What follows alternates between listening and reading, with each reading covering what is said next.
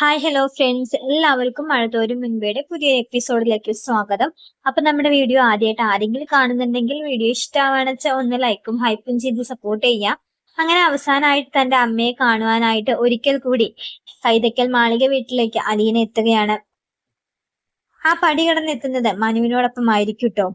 നെടുമ്പുരയ്ക്കൽ വീട്ടിൽ നിന്നും മനുവാണ് അലീനയെ കൈതക്കൽ വീട്ടിലേക്ക് കൂട്ടിക്കൊണ്ടുവരുന്നത്. എല്ലാവരെയും ഉപേക്ഷിച്ച് ആ വീട്ടിൽ നിന്നും പോവുകയാണ്. ഇനി ഒരിക്കലും നിങ്ങളെ ആരും ഉപദ്രവിക്കാനോ ഈ കുടുംബം തകർക്കാനോ വരില്ലെന്ന് എനിക്ക് മാഡത്തിനോട് പറയണം. അവസാനമായിട്ട് എന്റെ അമ്മയെ ഒരു വട്ടം കൂടി എനിക്ക് കാണണം മനുവേട്ട. മനുവിനെ നോക്കി വിതുമ്പിക്കൊണ്ടാണ് അലീന അത് പറഞ്ഞു തീർത്തത്. ആ ഒരു വാക്കിന്റെ പുറത്താണ് അലീനയും കൊണ്ട് മനു അവിടെ എത്തുന്നത്. മനുവും അലീനയും വരുന്നത് കാണുമ്പോൾ തന്നെ കമലയുടെ ദേഹമാസകലം വിറഞ്ഞു കയറുന്നുണ്ടായിരുന്നു ദേഷ്യം. എന്താടാ മനു, ഇവള് നിന്റെ കൂടെ? അകത്തേക്കൊന്ന് കയറാൻ പോലും സമ്മതിക്കാതെ കമലയുടെ ചോദ്യം.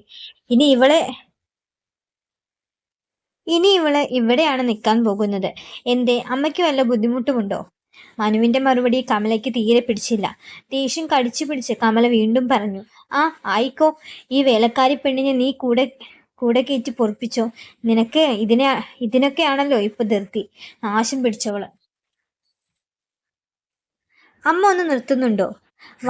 വായ തോന്നിയതൊക്കെ വിളിച്ചു പറയാൻ വേണ്ടിയിട്ട് നിൽക്കുകയാണോ? ഒന്ന് മാറിക്കേ. വാ അലീനെ. തല താഴ്ത്തു നിന്ന് അലീനയുടെ കൈയും പിടിച്ച് മനു അകത്തേക്ക് കയറി പോകുന്നത് ദേഷ്യത്തോടെയാണ് കമല നോക്കി നിന്നത്. അകത്തേക്ക് ചെന്ന പാടെ കാണുന്നത് ശിവശങ്കരനെയാണ്. എന്താ അലീനെ, ഒരു മുന്നറിയിപ്പും ഇല്ലാതെ ഒരു വരവ്? എന്തേലും പ്രശ്നമുണ്ടോ അവിടെ എന്നുള്ള ശിവന്റെ ചോദ്യത്തിന് അലീന മറുപടി നൽകി. ഒന്നുമില്ല അങ്കിളെ, ഞാൻ മാഡത്തിനെയും മുത്തശ്ശീനെയും ഒക്കെ ഒന്ന് കണ്ടിട്ട് പോവാൻ വന്നതാ. ഞാൻ കടപ്പാട്ടൂരിൽ നിന്ന് പോവുകയാണ്. അപ്പൊ അതിനു മുന്നേ എല്ലാവരെയും ഒന്ന് കണ്ടിട്ട് പോവാമെന്ന് കരുതി. ഇനി ഇങ്ങോട്ടൊരു തിരിച്ചുവരവ് ഉണ്ടാവൂ എന്ന് അറിയില്ലല്ലോ. അപ്പൊ നീ പോവാൻ തന്നെ തീരുമാനിച്ചോ? അതെ അങ്കിളെ, വെറുതെ രണ്ടുപേരും പിടിവാശി പിടിച്ചിട്ട് കാര്യമില്ല. ഞാൻ തോറ്റു കൊടുക്കാൻ തയ്യാറാണ്.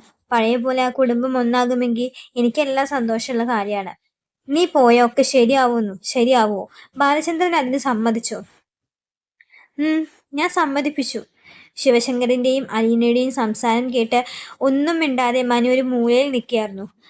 മനുവിനൊന്നും പറയാനുണ്ടായിരുന്നില്ല. എന്താടാ മനു, നീ ഒന്നും പറയാതെ നിൽക്കുന്നത് എന്ന് ശിവശങ്കരന്റെ ചോദ്യം കേട്ട് മനു പറഞ്ഞു. എന്താ അച്ഛാ ഞാൻ പറയേണ്ടത്? എലിയെ പിടിച്ച് ഇല്ലം ചുട എന്ന് പറഞ്ഞ പോലെയാണ് ഇപ്പൊ അലീനയുടെ കാര്യം. ആന്റീനെ പേടിച്ച് അലീന പേടിച്ചോടാണ്. അല്ലെങ്കിൽ അവൾ ഒരു തെറ്റും ചെയ്തിട്ടില്ലല്ലോ, അവൾക്ക് അവിടെ പിടിച്ചു നിൽക്കായിരുന്നു. ഇതൊക്കെ വെറും ആന്റിയുടെ തെറ്റിദ്ധാരണയും ആന്റിയുടെ പിടിവാശിയാണ്. അതിനവള് വളം വെച്ചു കൊടുക്കുന്നു, അത്ര തന്നെ. മറുത്തൊന്നും അലീന പറഞ്ഞില്ല. കാരണം അവൾക്കൊന്നും പറയാനുണ്ടായിരുന്നില്ല. പിന്നീട് അലീന നേരെ പോയത് മുത്തശ്ശിയുടെ മുറിയിലേക്കാണ്. മുത്തശ്ശി എന്ന അലീനയുടെ വിളിയിൽ തന്നെ മുത്തശ്ശിയുടെ മനസ്സ് തണുത്തിരുന്നു. മോളെ, കണ്ണിൽ വെള്ളം നിറച്ചുകൊണ്ട് അതീവ സന്തോഷത്തോടെ മുത്തശ്ശി രണ്ട് കൈയും നീട്ടിക്കൊണ്ട് അലീനയെ വിളിച്ചു. അലീന ഓടിച്ചെന്ന് മുത്തശ്ശിയെ കെട്ടിപ്പിടിച്ചു. സുഖല്ലേ മുത്തശ്ശി? മരുന്നൊക്കെ കഴിക്കുന്നില്ലേ? നീ ഇവിടെ ഇരിക്കേ. എന്ത് സുഖം, പെറ്റ വയറല്ലേ മോളെ. എന്ത് മനസ്സമാധാനം. ഒരെണ്ണം ഇവിടെ വന്ന് നിൽക്കുന്നുണ്ടല്ലോ എൻ്റെ സമാധാനം കളയാൻ. മേഡത്തിനെയാണോ മുത്തശ്ശി ഉദ്ദേശിച്ചത്? അവളെ തന്നെ, അല്ലാതെ ആരെ? അഹങ്കാരി, തന്നിഷ്ടക്കാരി, 3 മക്കളെയും ഭർത്താവിനെ ഉപേക്ഷിച്ച് വന്ന് നിൽക്കുകയാണ്.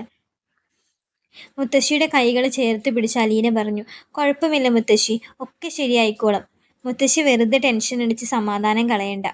മേഡത്തിനെ തിരിച്ചു കൊണ്ടുപോകാനുള്ള ഒരു വഴിയുമായിട്ടാണ് ഞാൻ വന്നിരിക്കുന്നത്. സംശയത്തോടെ മുത്തശ്ശി ചോദിച്ചു. അതെന്ത് വഴി? അവളൊന്നും വരില്ല മോളെ. അവള് വിചാരിച്ച കാര്യം നടക്കാതെ അവള് വരില്ല. അത് തന്നെയാണ് മുത്തശ്ശി ഞാൻ പറഞ്ഞത്, ഒരു വഴിയുണ്ട് എന്ന്.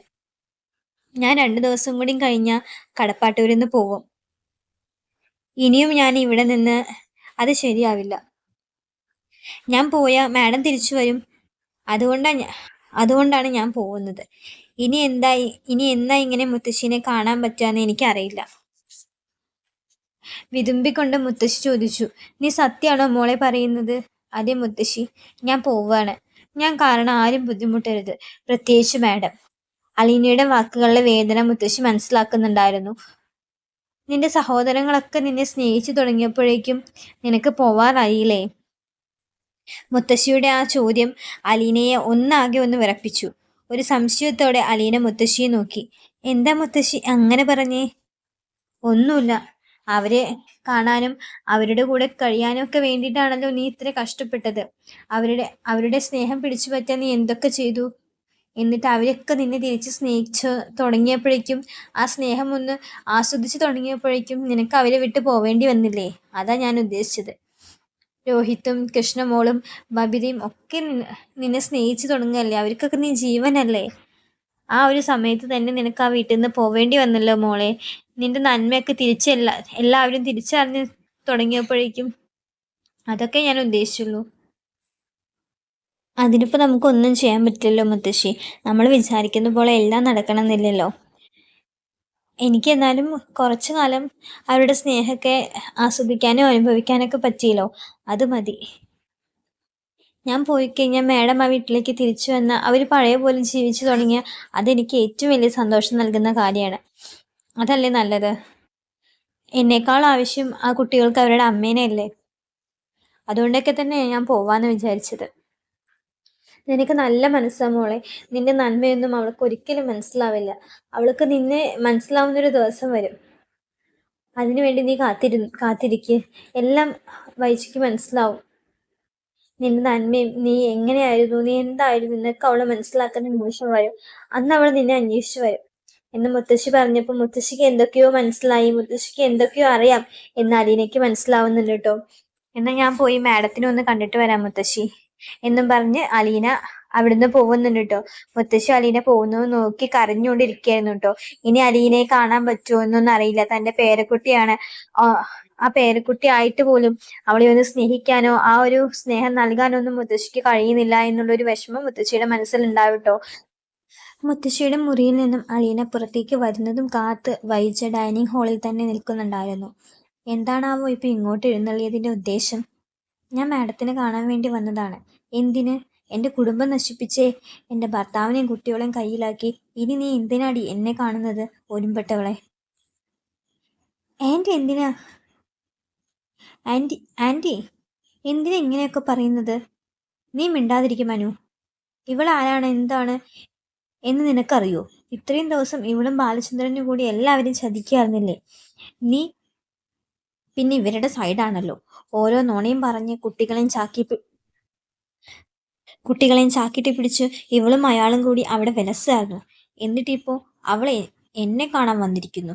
അപ്പോഴേക്കും അലീന കരയാൻ തുടങ്ങിയിരുന്നു. നിർത്തടി പിഴച്ചവളെ നിന്റെ പൂങ്കണ്ണീര്. ഇതൊക്കെ കണ്ട മയങ്ങുന്ന ആൾക്കാരുണ്ടാവും, ആണുങ്ങളുണ്ടാവും. വൈജ അതിൽ വിടില്ല. ആരോ പിഴച്ചു പറ്റ് ആരുമില്ലാത്ത നശൂലമേ, എൻ്റെ വീട്ടിൽ നിന്ന് ഇറങ്ങിപ്പൊടി. വൈജയുടെ ദേഷ്യം വൈജയ്ക്ക് അടക്കാൻ സാധിച്ചിട്ടുണ്ടായിരുന്നില്ല കേട്ടോ. ഇത്രയും പറഞ്ഞുകൊണ്ട് തന്നെ അലീനേനെ പിടിച്ച് ദേഷ്യത്തോടെ വൈജ തള്ളുന്നുണ്ടായിരുന്നു കേട്ടോ. അപ്പോഴേക്കും മനു അലീനേനെ ചേർത്ത് നിർത്തുന്നുണ്ട്. എന്നിട്ട് അതീവ ദേഷ്യത്തോടെ മനു വൈജയെ നോക്കിക്കൊണ്ട് പറയുന്നുണ്ട് കേട്ടോ, ഇനി ഇവളെ തൊട്ടു പോവരുത്. ആൻറ്റി ആണെന്നൊന്നും ഞാൻ നോക്കില്ല. മനു എന്ന് ശിവശങ്കരന്റെ ശബ്ദമുയർന്നു. അച്ഛനും കേട്ടതല്ലേ ആൻറ്റി പറഞ്ഞതെല്ലാം? എന്തൊക്കെ അനാവശ്യങ്ങളാണ് ആൻറ്റി പറഞ്ഞത്? എങ്ങനെ ആൻറ്റിക്ക് മാത്രം ഇങ്ങനെ ചിന്തിക്കാനും പറയാനും പറ്റുന്നു? എനിക്ക് മനസ്സിലാവുന്നില്ല.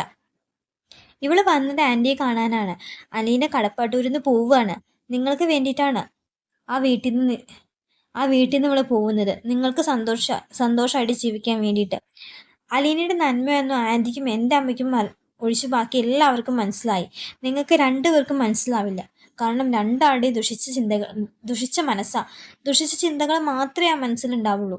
അതുകൊണ്ട് നല്ല ആൾക്കാരെയൊന്നും നിങ്ങൾക്ക് രണ്ടുപേർക്കും കണ്ടുപിടിക്കില്ല. ഞാൻ ഒരു കാര്യം കൂടി ആൻറ്റിയോട് പറയാം. അത് ആൻറ്റി ഓർത്തു വെച്ചോ. അത് ആൻറ്റിക്ക് ആവശ്യം വരും. ഇവൾ ആരാണ്, എന്താണ്, എന്തിനു വന്നു എന്ന് ആൻറ്റി ശരിക്കും മനസ്സിലാക്കുന്ന ദിവസം വരും.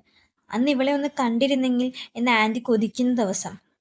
പക്ഷെ അന്ന് നിങ്ങൾക്ക് ഇവളെ ഒരു നോക്ക് പോലും കാണാൻ കിട്ടില്ല. ഓർത്തു വെച്ചോ.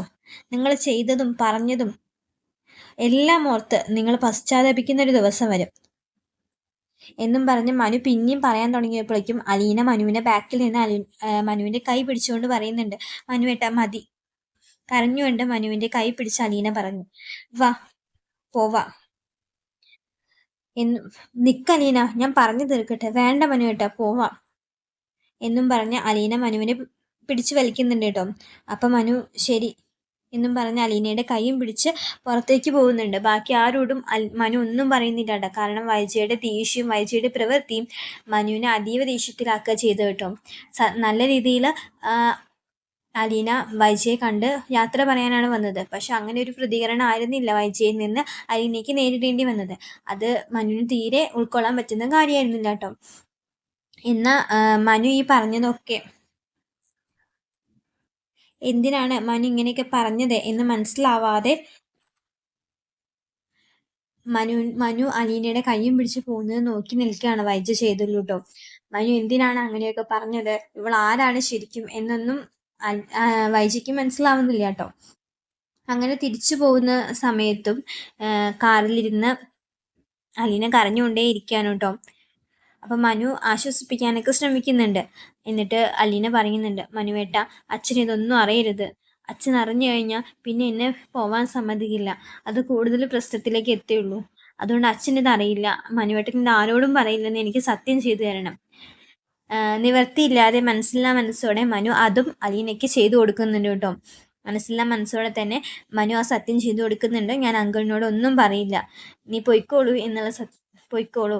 അതുവരെ നീ ഇങ്ങനെ ഉണ്ടായ സംഭവങ്ങളൊന്നും ബാലചന്ദ്രൻ അങ്കിൾ അറിയില്ല എന്നുള്ള കാര്യം മനു കാറിൽ വെച്ച് തന്നെ അലീനയ്ക്ക് സത്യം ചെയ്തു കൊടുക്കുന്നുണ്ട് കേട്ടോ. അങ്ങനെ മനുവിൽ നിന്നും അലീന അകന്നു പോവുകയാണ് എന്നുള്ള സത്യം മനു മനസ്സിലാക്കുകയാണ് കേട്ടോ. അങ്ങനെ ഇതൊക്കെ കഴിഞ്ഞ് തിരിച്ച് കടപ്പാട്ടൂരിക്ക് എത്തുന്നുണ്ട്. ഒന്നും സംഭവിച്ചിട്ടില്ലാത്ത പോലെയാണ് കടപ്പാട്ടൂരിലേക്ക് അലീന കയറി ചെല്ലുക കേട്ടോ. അവിടെ ഉള്ളവരൊക്കെ അതീവ സങ്കടത്തിലായിരിക്കും. കാരണം 2 ദിവസം കൂടി കഴിഞ്ഞാൽ അലീന അവരെ വിട്ടു പോവുക എന്നുള്ള വിഷമത്തിലായിരിക്കും കേട്ടോ അവിടെ എല്ലാവരും. അതിലേറെ വിഷമം അലീനയ്ക്ക് ഉണ്ടായിരിക്കും കേട്ടോ. സ്വന്തം സഹോദരങ്ങളെയാണ് അലീന വിട്ടു പോകുന്നത് എന്നുള്ള സങ്കടം അലീനയ്ക്ക് ഉണ്ടായിരിക്കും. തൻ്റെ അമ്മയിൽ നിന്ന് തനിക്ക് വീണ്ടും നേരിടേണ്ടി വന്നത് അവൾക്ക് ഒരിക്കലും സഹിക്കാൻ പറ്റാത്ത കാര്യങ്ങളാണ്, വാക്കുകളാണ് എന്ന് ഓർക്കുമ്പോൾ അലീന പൊട്ടിക്കരയുന്ന നിമിഷങ്ങളൊക്കെ ഉണ്ടാവുന്നുണ്ട് കേട്ടോ. അപ്പോൾ പോകുന്നതിന് മുന്നേ വൈജയിൽ നിന്ന് നല്ലൊരു പ്രതികരണവും നല്ലൊരു സ്വഭാവവും അലീനയ്ക്ക് നേരിടേണ്ടി വരുന്നുണ്ടില്ല കേട്ടോ. ക്രൂരമായ വാക്കുകളും ക്രൂരമായ പ്രവൃത്തികളുമാണ് അലീനയ്ക്ക് നേരിടേണ്ടി വരിക. അതുകൊണ്ട് തന്നെ പോവണം എന്ന് ഉറച്ച മനസ്സോടെ അലീന ദൃഢനിശ്ചയം എടുക്കുകയാണ്. അങ്ങനെ സ്റ്റാൻലിയുടെ അടുത്തേക്ക് അലീന യാത്രയാവുകയാണ് കേട്ടോ. അപ്പോൾ ഇത് ഏറ്റവും അടുത്ത് വരാൻ പോകുന്ന ഒരു എപ്പിസോഡിൻ്റെ കഥയാണ്. അപ്പോൾ വീഡിയോ ഇഷ്ടമാവുകയാണെന്ന് വെച്ചാൽ എല്ലാവരും ഒന്ന് ലൈക്ക് ചെയ്യണം, സബ്സ്ക്രൈബ് ചെയ്യണം. താങ്ക്